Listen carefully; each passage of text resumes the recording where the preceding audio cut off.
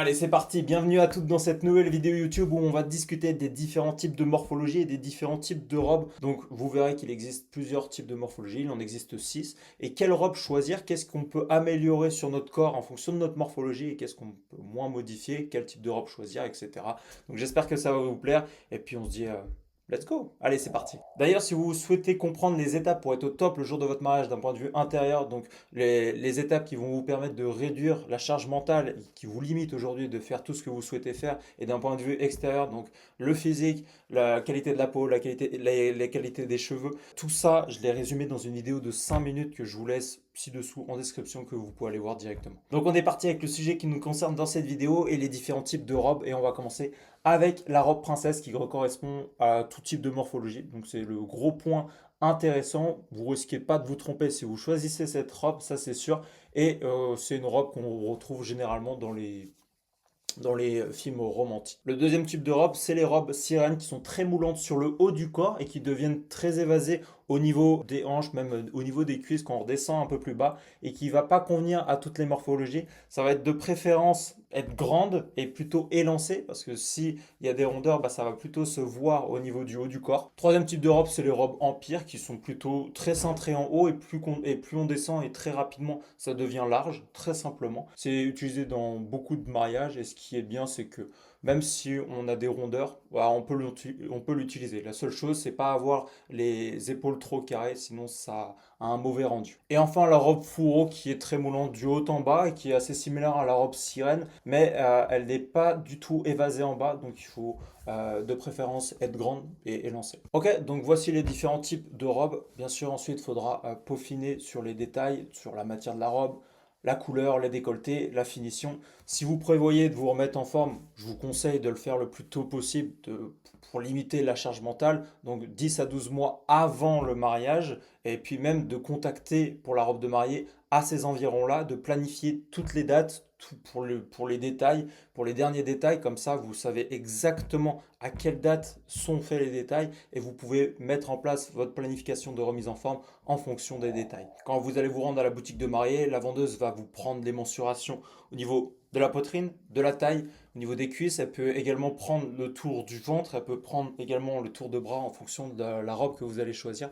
Donc moi, ce que je vous recommande, c'est de choisir une robe avec une taille en dessous si vous prévoyez de faire une remise en forme. En général, il faut 3 à 4 mois si vous êtes efficace et ça vous laisse une marge de manœuvre sur le temps. Donc 3 à 4 mois, si vous faites ça 10 12 mois avant, ça vous laisse quand même 6 mois, 6 bons mois où vous êtes relativement light avant le mariage. Et puis si vous êtes indécis sur le choix de la robe, bah faire une remise en forme dans tous les cas, ça vous permettra d'avoir tous les choix possibles sur les robes, donc c'est que bénéfique pour votre santé comme pour votre mariage. Donc maintenant on va parler des différents types de morphologie, il en existe 6. Quelle robe choisir en fonction de votre morphologie et qu'est-ce que vous pouvez améliorer sur votre corps pour que ce soit en adéquation avec votre robe, tout simplement.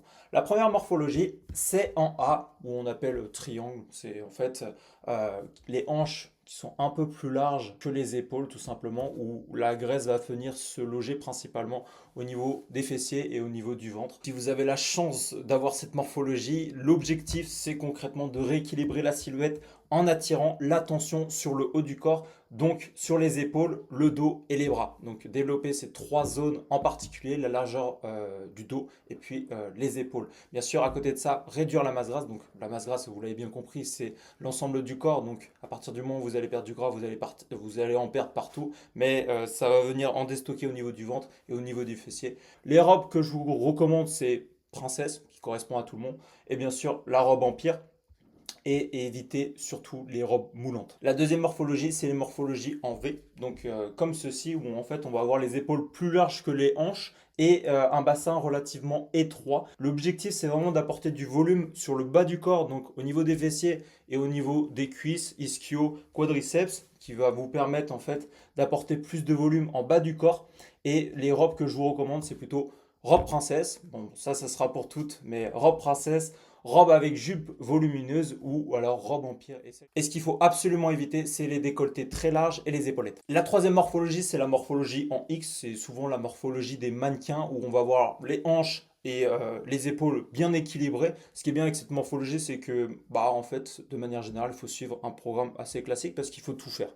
Donc, il faut restructurer de manière générale tout, et il faut réduire la masse grasse un peu partout. Si vous avez cette morphologie, vous pouvez utiliser l'entièreté des robes, donc c'est super intéressant. Le seul point à éviter, c'est plutôt les robes amples pardon, qui vont cacher le tour de taille. Ensuite, la morphologie du 8 qui est très proche de celle du X, qui a tendance à avoir les épaules et les hanches alignées, la taille très marquée et la poitrine et hanches plus généreuses.